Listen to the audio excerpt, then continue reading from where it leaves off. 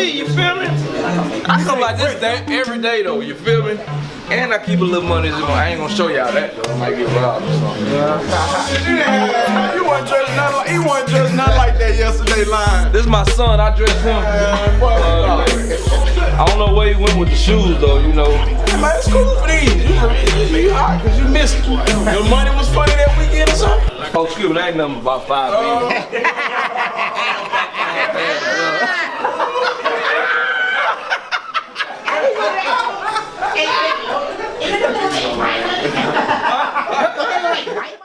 We had that same conversation outside. I'm not gonna argue with you about asking you not to sweep my foot. I don't care what you believe or how you grew up. My mama say don't sweep nobody's feet. Don't sweep my damn feet. I don't know the meaning behind it. I know my mama said it. She never lied to me, so I'm gonna keep on forward with it. Black cat. I was like, I'll turn around, black cat run in front of me. He was like, why you scared of me? I say, them the only cats try to run in front of my car. I don't never see no little color cat try to run. It's always the black cat. Dude said, man, you ain't supposed to be scared of nothing. Well, that's why you in prison. Right. You ain't scared of nothing. There's certain things that I just followed. Like I ride past the church when I was a kid. We ride past, my daddy cut the music down. I never asked why. I'm 33, I ride past the church, I cut the music down. It just is what it is. Right. See, nobody say Man, the man was going to Great Clips. That man was going to Great Clips getting his haircut, bro. Of course his haircut gonna look better coming out. What about Great Clips? You get his haircut at Great Clips, bro. That's why, you know, anything is improvement. If you want to get one, That's why he was in there. defense, yeah, I expect that. She grow back so fast. Got OCD of the tape line, man. I gotta make sure. I mean, I done. I was checking out the Clippers. I got the Clippers with the little money Jones on them. No, the Clippers. Oh yeah, man. All my Clippers sauced up now. You feel me? Put the little watch all in the camera. Hey man, goddamn, you know, I ain't never had shit, goddamn. I ain't never had shit. First place, Woods. First place, Woods. Who was second place? Hey, come zoom in up on this thing. Oh, now, shit. Sorry, put that thing. First place. Trey went over there to, you know, hearing the owner had words or whatever. Little misunderstanding. So, you know, pretty much Trey felt like he was tried, so he went to another shop. So, like the way he went over there, they was pretty much mainly trying to support themselves instead of supporting everybody. You know what I'm saying? Because that's what family do. They gonna support everybody. So it's like even with the barber battle, bro, he went there, bro. Then nobody come there for him, bro. Like that's fucked up. But when we came, everybody came out just to support each other. You know what I'm saying? I just came prepared, came ready. Went on stage and do what I do best. Brought home the trophy. First place. You know what I'm saying? Even though Trey won, he still won. He was the underdog. So he won, bro, and he got back over there and realized, bro, shit, this ain't family over here. I'm gonna go over there back to my family. You know what I'm saying? So he fixed his face. Shit, came on back over there. So, shit, you already know, hell. Just because I put you out, that don't mean I ain't gonna let you come back home. You know what I'm about? So that's all it was. Yeah. I'm a traveling barber now, you know. Oh, you a traveling barber? I be on from your apartment back to the shop? next week I'm gonna be on Russell from Tuesday through Saturday. Then I'm gonna come back to the Chophouse for a whole 3 weeks. Then they got me down there. In Cleveland, Ohio, for a whole 2 weeks. Yeah, they got me traveling now. Maybe Cleveland Ave in Atlanta. Then I got a show in Miami. I got a class I gotta go do. Yeah. Maybe Cleveland Ave.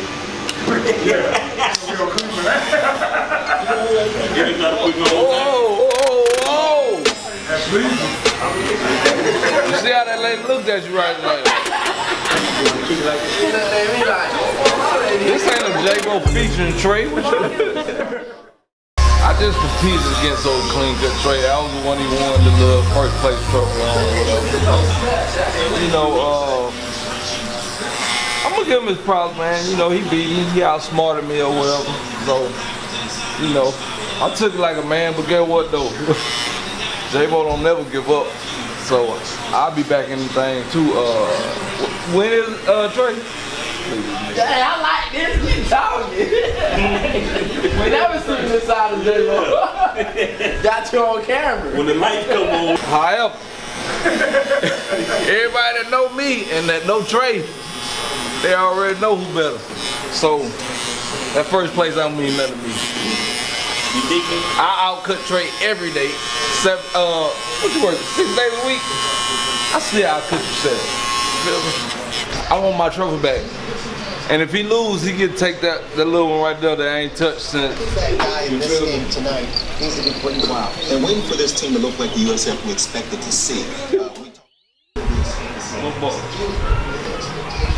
I'm gonna show you the quote he said they can't do no stupid lineup without using all kind of dark products on you.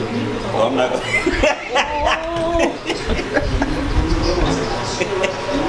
ask about it when he walking in. Cause Jason commented on it. They hating on us so bad out there in the street. They hating on us, but the Joker wouldn't show up at the battle. You backed out at the last minute. Yeah, I'm just gonna tell y'all, world. #1 barbershop in Middle Georgia, Chophouse. Stamped and approved. Everybody know it. We got another little barbershop. I don't remember the name. It's not important. They talked a lot of trash. Decided not to show up at the hair battle after they agreed to get in because they just couldn't take a public loss. But it's cool. You know, we cool for it. They got $5, $6 barbers over there making, you know, they can make $200-300 a week that they did something. We got barbers, you know, make like $500-600 a day in here on a bad day. You know, everybody can't be Tell great. them about they had their little informant in my DMs trying to get all the information. Who on the roster? Who competing in what? Hey, y'all should have showed up to find that out. And then, you know, we had a little snafu in the shop. You know, all families had a little falling out. We had a slight falling out. They thought they were gonna steal old Trey and get him to come over there and cut with them at Old World. It don't go down like that. You see, he back home. You know, anything that we fall out about, we fix it. This is the Chophouse and this is the family. I mean, you see the banner on the wall. You know, people come in here like it's the red carpet at the club to take pictures in front of the banner. It just is what it is. It's a lifestyle, baby. The transition is crazy. It's in the wrist. That's all it is, in the wrist.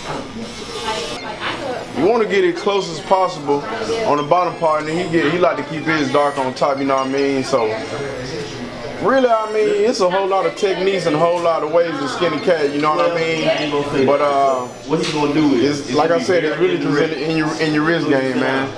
I don't really want to teach it to you because ain't nobody teaching to me. I ain't got no love for you. I guess it is different. I ain't telling people how to get. I ain't giving them away all my secrets and my tricks. Unless Both of us come once a week, so he knows. I need to start having classes and shit. You know what I'm saying? Why you That'd say be you so were 2 dope. weeks in your hair and stuff? Yeah. Normally, since he in the skinny in the first seat, that's the shop manager. Those two actually hold the shop manager. They hear more. I just don't them. They hear more than me. So, but normally the way it goes, if you come in and know you're a new customer, he gonna greet you first and ask you who you looking for. You say you're not looking for somebody, he gonna direct you to whoever might be available. Well, Not necessarily. it's different because certain people do good with kids' heads, some people don't. So he gonna ask you what you want. You tell him what you want, and he'll be like, okay, well I want the mohawk.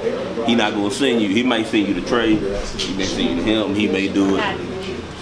You know what I'm saying? It just depends on what it is. Like straight up, if he came in with an afro, let's say it's during the day, and you say, I just want the afro shaped up. I'm gonna say shake. Chicago got you. It just kind of depends. When I move a lot, first off, I'm gonna find wherever church is chicken at, because typically that's the part of town when the barbershop you want it. And then I'm gonna go sit in a couple barbershops and then watch. Okay, he did good, okay, boom. I'm gonna try him. Then I'm gonna try you. For me, as the first time, like this other dude cut my hair for 20 plus years. When I met J-Bo, I came to J-Bo, and what sold me was, actually at first I came to Skinny. Skinny had moved. But when I sat in the chair, he didn't ask me what I wanted. He said, you get this, you get this, you get this. He knew just by looking at my head, how I had my hair cut. And he did it. No problem. So I rolled with him. No problem. And then he moved. I had been watching J-Bo cut. In my mind, I figured he cut his hair, They gotta be just good because he let him cut his hair. Well, for me at that time. So I let him cut my hair to practice on me.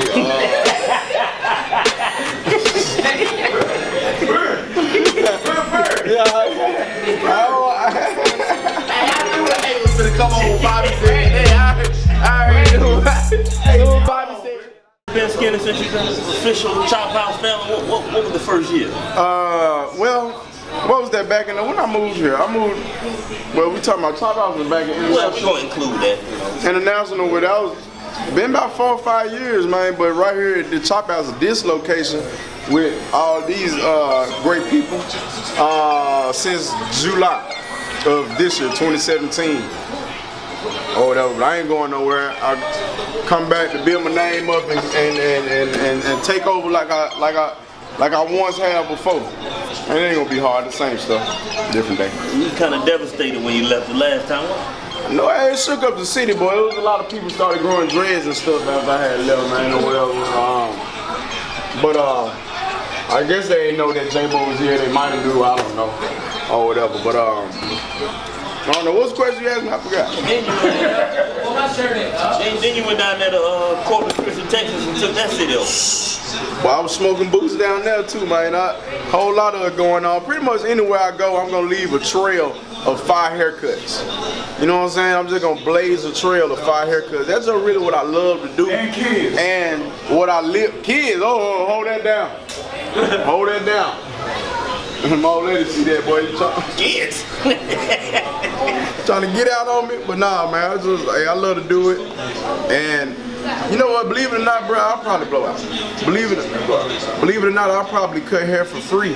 It's just that they messed up and let me know I can get paid and get paid pretty good. You know what I mean, to do it. So I'll take it.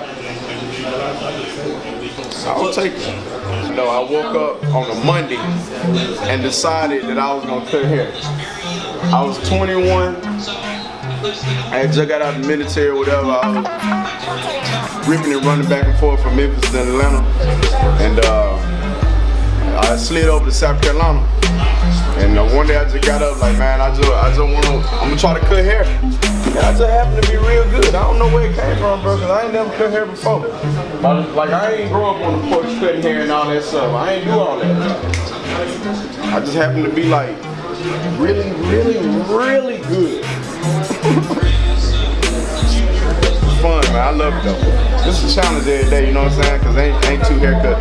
No two haircuts the same. Yeah, for me, man, as a consumer of the haircuts and on the business side, the thing when I first met Skinny that caught me was the first time I seen him cut, it was a woman.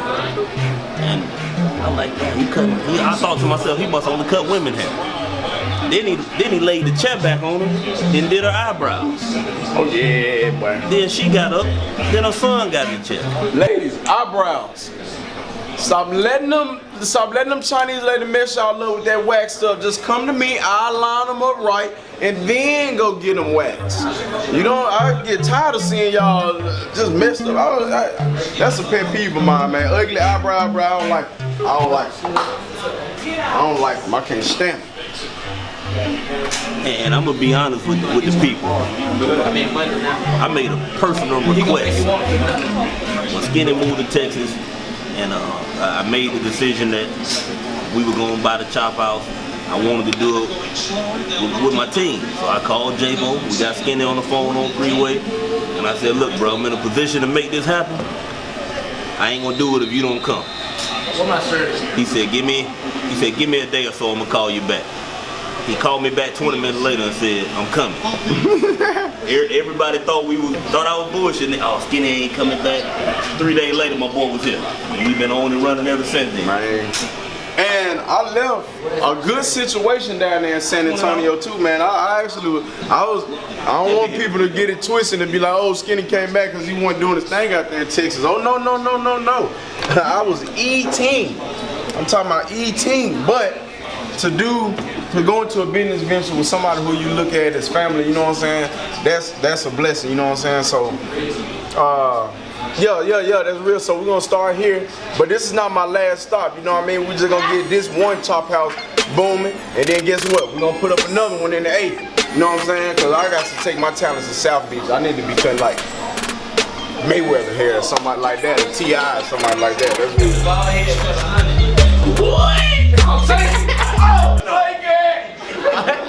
All day long, I take it too. You've been practicing on your head for a long time, you know. Yours too? Oh no, my boy, fool.